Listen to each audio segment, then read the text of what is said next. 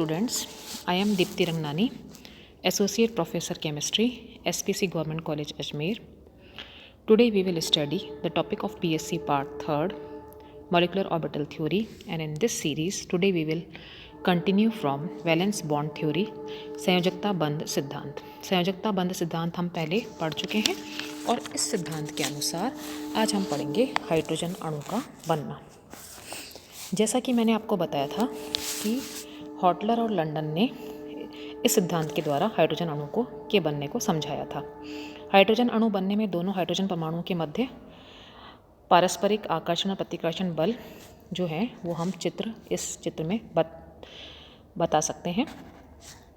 अब माना कि दो हाइड्रोजन परमाणु Ha और Hb एक दूसरे से अनंत दूरी पर हैं, अर्थात उनके मध्य कोई पारस्परिक क्रिया नहीं है। यदि Ha का तरंग फलन क्षय a और Hb का तरंग फलन क्षय b है तो इस अवस्था में तंत्र का जो तरंग फलन क्षय होगा इसको हम फर्स्ट इक्वेशन के द्वारा बता सकते हैं, क्षय इक्वल टू क्षय a क्षय b। और हाइड्रोजन एटम के लिए जो हैमिल्टोनियंस ऑपरेटर है वो हम लिख सकते हैं H equal to Ha plus Hb plus H1, जो कि हमने सुपरस्क्रिप्ट में लगाया है। तो और Ha क्या है? Ha is equal to minus half del A square minus 1/RA1 और Hb क्या है? Minus half del B square minus 1/RB2 और H1 क्या है?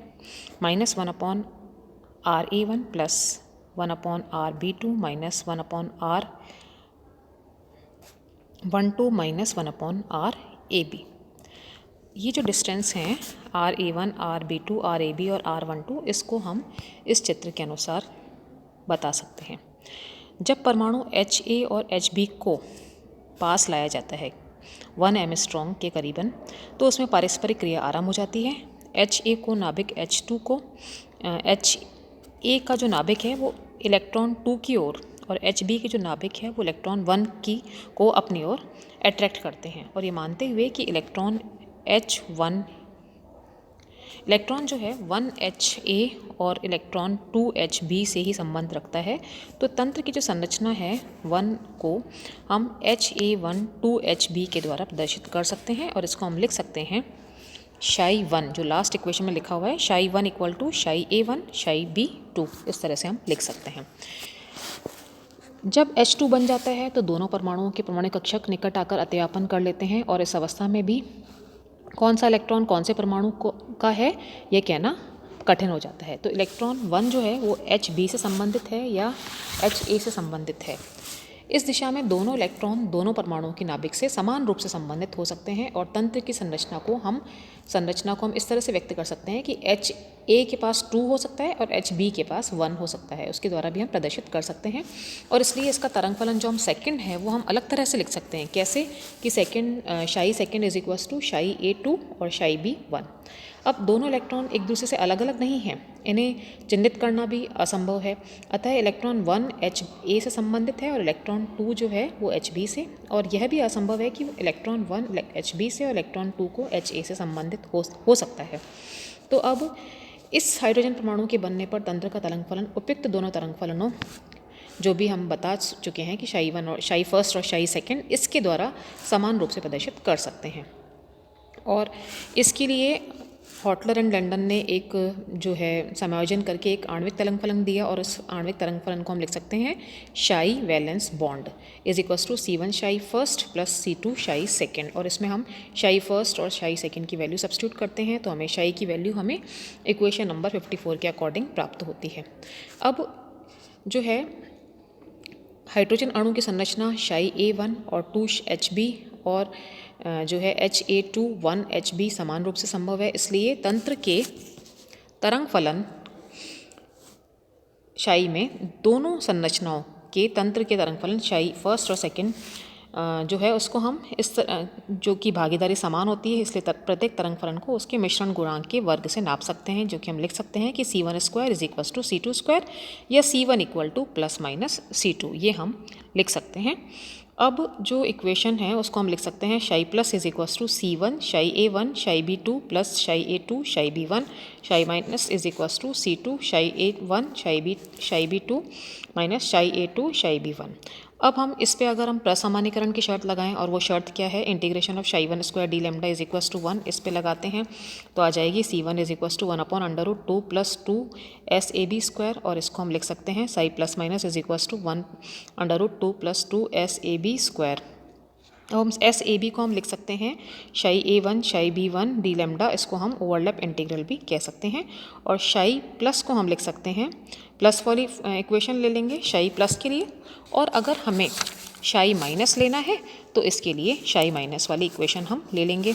और शाई प्लस जो है वो सिमेट्रिक को, और शाई माइनस जो है वो एंटी सिमेट्रिक जो वेव फंक्शन है उसको प्रदर्शित करता है। शाई प्लस माइनस की जो अगर एनर्जी निकालते हैं तो एनर्जी का फॉर्मूला हो जाएगा E is equals to integration of psi plus minus plus H psi plus minus d lambda, मतलब फर्स्ट वाला जो शाई है उसके ऊपर स्टार आएगा और सेकंड वाले शाई के ऊपर स्टार नहीं आएगा, तो E is equals to integration of psi star plus minus H psi plus minus d lambda.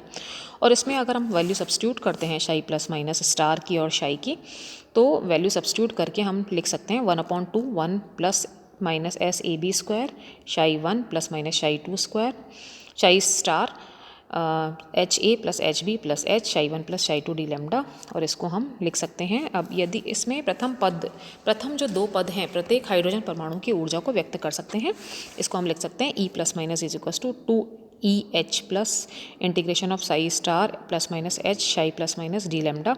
और इक्वेशन में हम अगर E प्लस माइनस की वैल्यू निकालें तो E plus minus is equals to हो जाएगा 2H plus minus Q plus minus A/1 plus minus SAB whole square. अब जो इलेक्ट्रॉन है 1 और 2 उसके विनिमय को अगर हम अदला बदली पर शाई प्लस का चिन्ह परिवर्तित नहीं होता है, जबकि शाई माइनस का चिन्ह परिवर्तित हो जाता है। दोनों परमाणुओं के नाभिक की जो दूरी है उसको कम होने पर सिमेट्रिक तरंग फलन शाई प्लस के लिए इलेक्ट्रॉन घनत्व बढ़ता है और तंत्र की ऊर्जा कम होती है। इसी तरह से शाई माइनस जो है वो अवस्था न्यूनतम एनर्जी स्टेट को प्रदर्शित करती है और स्थायी अणु बनने का संकेत देती है। शाई प्लस को हिटलर और लंदन तरंग फलन भी कह सकते हैं। और एसिमेट्रिक तरंग फलन शाई माइनस के लिए बिना परिवर्तित होने के से दोनों तरंग फलन शाई 1 और शाई एक दूसरे को नष्ट कर देते हैं, और इलेक्ट्रॉन घनत्व का जो मान है दोनों नाभिकों के मध्य कम होते जाते हैं और शून्य हो जाते हैं। तो तंत्र की जो एनर्जी है वो बढ़ती जाती है और दोनों परमाणु HA और HB के नाभिकों के बीच दूरी को शाई प्लस और शाई माइनस के साथ और तंत्र की ऊर्जा को हम चित्र के द्वारा, जो कि चित्र बनाया गया है राइट हैंड साइड में, उसके द्वारा हम स्पष्ट कर सकते हैं।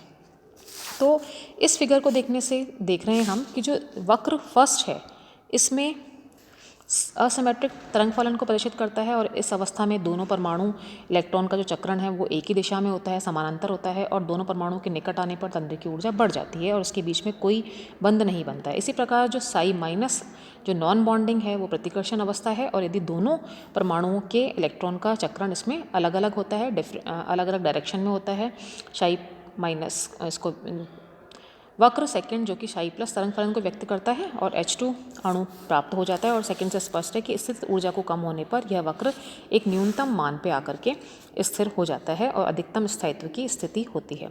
तो इस तरह से हम ने आज वैलेंस बॉन्ड थ्योरी संयोजकता बंध सिद्धांत के अनुसार हाइड्रोजन अणु का बनना पड़ा।